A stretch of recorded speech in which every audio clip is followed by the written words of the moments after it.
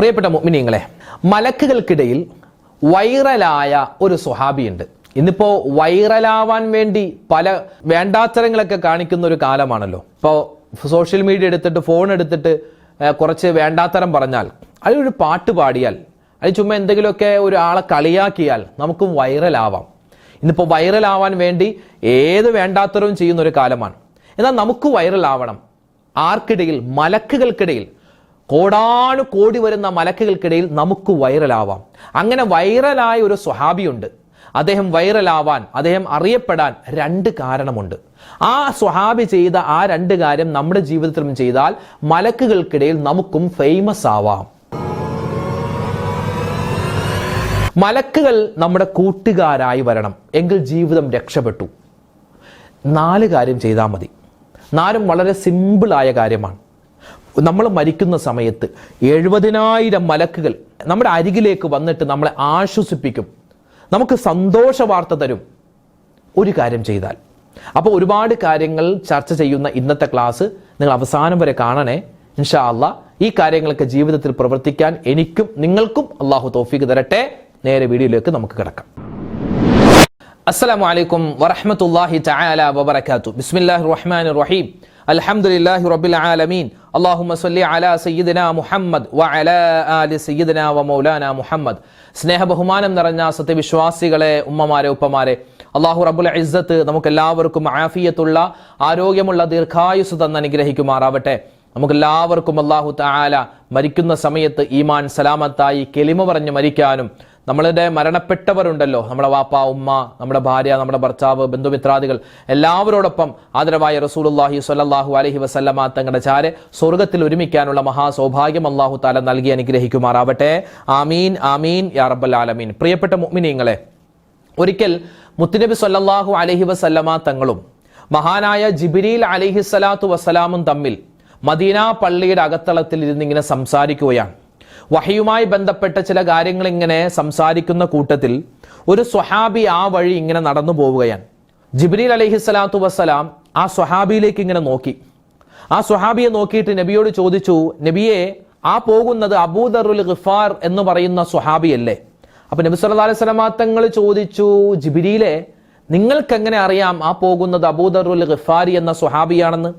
അപ്പോൾ ആ സമയത്ത് നബി സല്ലല്ലാഹു അലൈഹി വസല്ലമ തങ്ങളോട് ജിബ്രീൽ അലൈഹിസ്സലാത്തു വസ്സലാം പറയുകയാണ്, നബിയെ, ഇദ്ദേഹത്തിന്റെ പേരും എനിക്ക് മാത്രമല്ല എല്ലാ മലക്കുകൾക്കും വളരെ പരിചയമുള്ള ഒരാളാണ് ഈ അബൂദറുൽ ഗിഫാരി.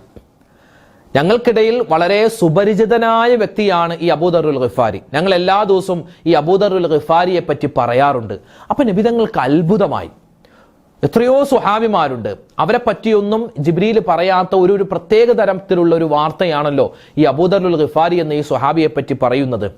അപ്പോൾ എന്താണ് കാരണം എന്ന് ചോദിച്ചപ്പോൾ മഹാനവറുകൾ പറയുകയാണ്, ജിബ്രീൽ അലൈഹിസ്സലാത്തു വസ്സലാം പറയുകയാണ്, നബിയെ, ഈ അബൂദറുൽ ഗിഫാരിക്ക് 2 സ്വഭാവമുണ്ട്. അതായത് മലക്കുകൾക്കിടയിൽ പ്രസിദ്ധനായ ഈ സ്വഹാബിയുടെ 2 സ്വഭാവം. ഈ 2 സ്വഭാവം നമുക്കും ഉണ്ടെങ്കിൽ ഇൻഷാ അല്ലാഹ് നമ്മളെ പറ്റിയും മലക്കുകൾക്കിടയിൽ ചർച്ചയുണ്ടാകും. ഈ മലക്കുകൾക്കിടയിൽ ചർച്ചയുണ്ടാവുക, അല്ലെങ്കിൽ മലക്കുകൾ നമ്മളെപ്പറ്റി സംസാരിക്കുക എന്ന് പറഞ്ഞാൽ അത് ജീവിതത്തിൽ കിട്ടുന്ന വലിയ ഭാഗ്യമാണ്. അള്ളാഹുവിൻ്റെ മലക്കുകൾ അല്ലെ, ഒരു തെറ്റും ഇതുവരെ ചെയ്യാത്ത അടിമകളാണ് അള്ളാഹുവിൻ്റെ മലക്കുകൾ. ഒരു തെറ്റും ഇതുവരെ ജീവിതത്തിൽ അവർ ചെയ്തിട്ടില്ല.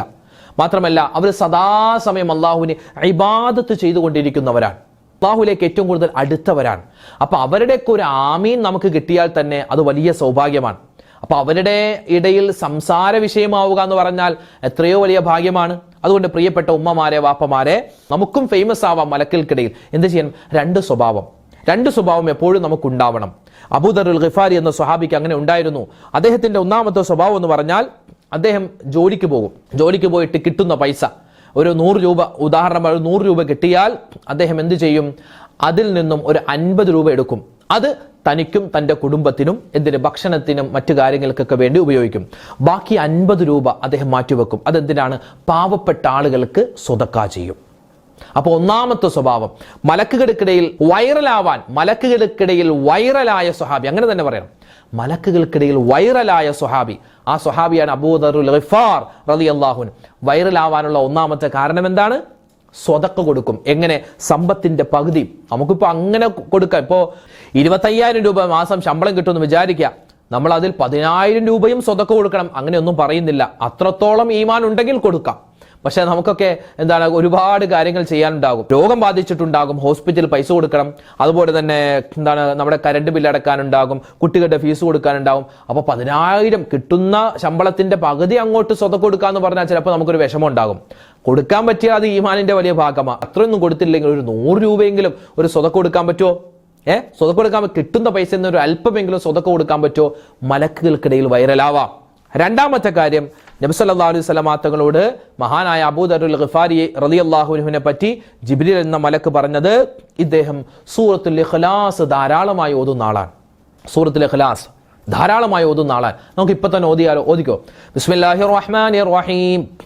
ഖുൽ ഹുവല്ലാഹു അഹദ് അല്ലാഹുസ് സമദ് ലം യലിദ് വലം യൂലദ് വലം യകുൽ ലഹു കുഫുവൻ അഹദ്. ഇതിപ്പോ ഒരു പ്രാവശ്യമല്ല, ഇതിങ്ങനെ നിരന്തരമായി ഓതുക.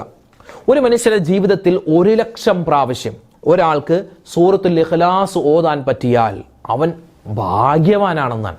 ഈ സ്വഹാബിമാരൊക്കെ എപ്പോഴും സൂറത്തുൽ ഇഖ്ലാസ് ഇങ്ങനെ ഓതിക്കൊണ്ടിരിക്കുമായിരുന്നു. നമ്മൾ സ്വതക്ക കൊടുക്കുന്ന ഒരു ദിവസം ഒന്നാമത്തെ കാവൽ എന്ന് പറഞ്ഞാൽ അന്നത്തെ ദിവസം ആപത്ത് മുസീബത്ത് വരില്ല, മരണം ഉൾപ്പെടെ. ഇനി അഥവാ മരണം വന്നാൽ തന്നെ നമുക്ക് നല്ല മരണം, സൂഉൽ ഖാത്തിമയല്ല ഹുസ്നുൽ ഖാത്തിമ കിട്ടും.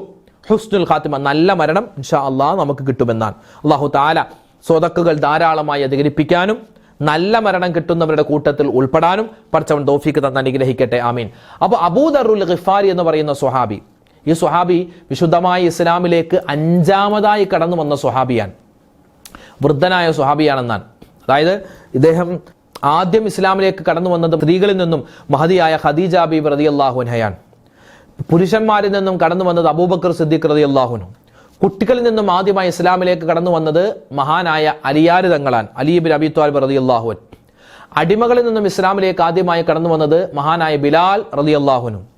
അതുപോലെ തന്നെ ബാക്കിയുള്ള മൊത്തം ജനങ്ങളിൽ നിന്നും നമ്മൾ എടുത്താൽ അവാമുന്നാസ് എന്ന് പറയില്ലേ, പൊതുജനങ്ങൾ, അവരിൽ നിന്നും ആദ്യമായി ഇസ്ലാമിലേക്ക് വന്നത് മഹാനായ അബൂ ദർറുൽ ഗിഫാർ റളിയല്ലാഹു അൻഹു ആണെന്നാണ്. ഇദ്ദേഹം മുസ്ലിമായില്ലായിരുന്നെങ്കിൽ ഇയാൾ കൊള്ളക്കാരനാകുമായിരുന്നു എന്നാണ്. ഈ സ്വഹാബി കൊള്ളത്തലവനാകുമായിരുന്നു. അത്രത്തോളം ബുദ്ധിയും മറ്റുള്ളവരെ പറ്റിക്കാനുള്ള കഴിവും അതുപോലെ തന്നെ ഒരു കാര്യം എങ്ങനെ എല്ലാം അറിയാം. പക്ഷേ ഇസ്ലാമിലേക്ക് വന്നപ്പോൾ ആ തരികട എല്ലാം മാറ്റിവെച്ചു എന്നാണ്. എല്ലാ കാര്യവും തട്ടിമാറ്റി പരിശുദ്ധമായ ഇസ്ലാം അനുസരിച്ച് ജീവിച്ചു, സ്വതക്ക കൊടുക്കാൻ തുടങ്ങി, സൂറത്തുൽ ഇഖ്ലാസ് ഇങ്ങനെ പാരായണം ചെയ്യാൻ തുടങ്ങി. ഇദ്ദേഹത്തിന്റെ ചരിത്രമൊക്കെ നമ്മൾ മുമ്പത്തെ ഒരു ക്ലാസ്സിൽ പറഞ്ഞിട്ടുണ്ട്. വളരെ സുന്ദരമായ ചരിത്രമാണ്. അല്ലാഹു തആല അവരോടൊപ്പം നമ്മളെയൊക്കെ സ്വർഗ്ഗത്തിൽ കടത്തി അനുഗ്രഹിക്കുമാറാവട്ടെ. ആമീൻ യാ റബ്ബൽ ആലമീൻ. പ്രിയപ്പെട്ട മുഅ്മിനീങ്ങളെ, മലക്കുകൾക്കിടയിൽ വൈറലായ സ്വഹാബി, ഇതുപോലെ നമുക്കും വൈറലാവാം. ഇനി മലക്കുകളെ നമുക്ക് ഫ്രണ്ടാക്കിയാലോ? മലക്കുകൾ നമ്മുടെ ഫ്രണ്ടായാൽ, നമ്മുടെ കൂട്ടുകാരായാൽ എന്താ നേട്ടം എന്നറിയോ? മലക്കുകൾ നമ്മുടെ കൂട്ടുകാരനാവാൻ ചില കാര്യങ്ങൾ ശ്രദ്ധിച്ചാൽ മതി. അതിൽപ്പെട്ട ഒന്നാമത്തെ കാര്യമാണ് സ്വതക്ക കൊടുക്കുക. ഇന്ന് തന്നെ ആ കാര്യം ചെയ്യാൻ പറ്റിയാൽ വളരെ ഖൈർ. ഗൂഗിൾ പേ വഴി ആർക്കെങ്കിലും ഒരു 100 രൂപ അയച്ചു കൊടുക്കുക, ഒരു 50 രൂപ അയച്ചു കൊടുക്കുക. എത്രയോ രോഗികൾ സ്വതക്ക കൊടുക്കും തോറും മലക്കുകൾക്ക് നമ്മളോട് ഇഷ്ടമുണ്ടാകും. അങ്ങനെ ഇഷ്ടമുണ്ടായ മലക്കുകൾ നമുക്കൊരു പ്രശ്നം വരുമ്പോൾ അള്ളാഹിനോട് അവർ ദ്വാരക്കും. ചില ആൾക്കാരുണ്ട്, ചില പ്രശ്നം വരുമ്പോൾ അതെങ്ങനെയാണ് തട്ടിപ്പോയതെന്ന് അറിയില്ല. ഒരു സാമ്പത്തികമായ വലിയൊരു 50,000 രൂപയുടെ ആവശ്യമുണ്ട്, പക്ഷേ ഇത് എവിടെ നിന്ന് വാങ്ങും ഒന്നും അറിയില്ല.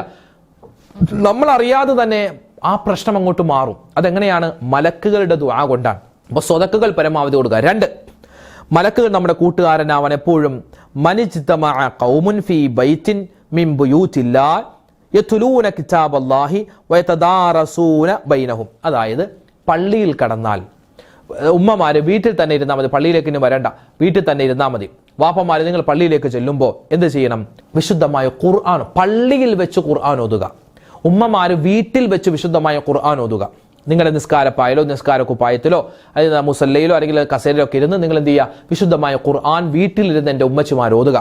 വാപ്പമാരെ നിങ്ങൾക്ക് വീട്ടിലിരുന്ന് ഓതാം, അതിനേക്കാൾ ശ്രേഷ്ഠത കൂടുതൽ നിങ്ങൾ പള്ളിയിൽ പോയിട്ട് വിശുദ്ധമായ ഖുർആൻ എടുത്ത് ഓതുക. അങ്ങനെ ഓതിയാൽ ഇദാ നസലത് അലൈഹിമുസ് സക്കീന, നമുക്ക് സമാധാനമുണ്ടാകും. പിന്നെയോ അതുമാത്രമല്ല വഗശിയതുഹുമുർ റഹ്മ, അല്ലാഹുവിന്റെ കരുണ നമുക്ക് കിട്ടും. പിന്നെയോ വഹഫളതുഹുമുൽ മലായിക, മലക്കുകളുടെ കാവൽ നമുക്കിങ്ങനെ നിരന്തരമായി കിട്ടിക്കൊണ്ടിരിക്കുമെന്നാണ്. യാ അല്ലാഹ്. അതുകൊണ്ട് എൻ്റെ പ്രിയപ്പെട്ടവരെ, മലക്കുകളെ നമുക്ക് ഫ്രണ്ടാക്കാം, മലക്കുകളുടെ കാവൽ നമുക്കുണ്ടാകും.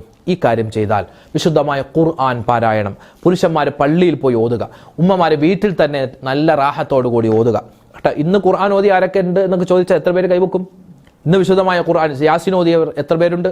സൂറത്തുൽ വാക്കിയ ഓതിയവർ എത്ര പേരുണ്ട്? ഇപ്പോൾ സുബഹി നിസ്കാരം കഴിഞ്ഞാൽ സാധാരണ യാസീനൊക്കെ ഓതുന്നത് നമ്മൾ മഗ്രിബ് നിസ്കാരത്തിന് ശേഷമായിരിക്കും. പക്ഷേ സുബഹി നിസ്കാരം കഴിഞ്ഞൊക്കെ യാസീൻ ഓതാട്ടോ. സുബഹി നിസ്കാരം കഴിഞ്ഞൊക്കെ യാസീൻ ഓതാം. ഒരു യാസീനെങ്കിലും ഓതിയിട്ട് നിങ്ങൾ ബാക്കി ജോലിക്ക് പോയാൽ അത് വലിയൊരു ഖൈറാണ്, വലിയൊരു സമാധാനം ഉണ്ടാവും ജീവിതത്തിൽ. യാസീൻ ബദരീങ്ങൾക്ക് വേണ്ടി ഓതുന്നവരുണ്ട്, മുഹീദ്ദീൻ ശൈഖിന് വേണ്ടി, അതായത് അവർക്കൊക്കെ വേണ്ടി നമ്മൾ നിയ്യത്താക്കി ഓതിയിട്ട് ദുആരക്കണം. അല്ലാഹുവേ, ഞാനൊരു യാസീൻ ഓതിയിട്ടുണ്ട്, ഇത് നീ ബദരീങ്ങൾക്കൊക്കെ എത്തിച്ചു കൊടുക്കണം, അവർക്ക് എത്തിച്ചു കൊടുക്കണം. മാത്രമല്ല ഇത് ഓതിയതിന്റെ പ്രതിഫലം നീ എനിക്ക് തരണം. നല്ലവണ്ണം ദുആരക്കണം കേട്ടോ. മൂന്നാമത്തേത് മലക്കുകളുടെ കൂട്ടുകാരനാവാൻ, അല്ലെങ്കിൽ മലക്കുകളുടെ ദുആ നമുക്ക് കിട്ടാൻ, മലക്കുകളുടെ കാവലുണ്ടാവാൻ മൂന്നാമത് ചെയ്യേണ്ടത് വിശുദ്ധമായ സൂറത്തു തൗബയുടെ അവസാനത്തെ 2 ആയത്ത്. അതെപ്പോഴും നമ്മൾ പറയാറുണ്ട് അല്ലേ?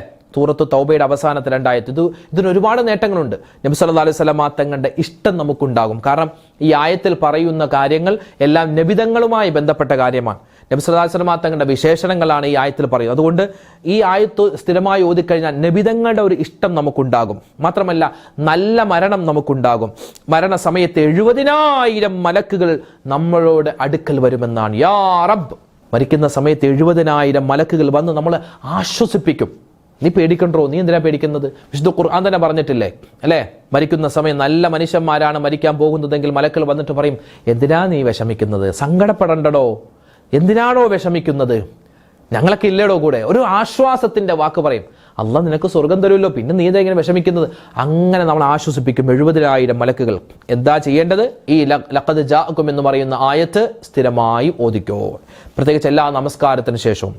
ഖബറിന്റെ ശിക്ഷയെ തൊട്ടുള്ള രക്ഷ കിട്ടാൻ, അതുപോലെ തന്നെ നമ്മുടെ ആവശ്യങ്ങളൊക്കെ മുറാദുകളൊക്കെ ഹാസിലാവാൻ ഒക്കെ നല്ലതാണ്. ദുന്യാവിലും ഗുണമാണ്, നാളെ ആഖിറത്തിലും ഗുണമാണ്. സൂറത്തു തൗബയുടെ അവസാനത്തെ 2 ആയത്തുകൾ. നാലാമത്തേത് സ്ഥിരമായി മഹാനവറുകൾ ചെയ്തിരുന്ന മറ്റൊരു കാര്യമാണ് വുദു.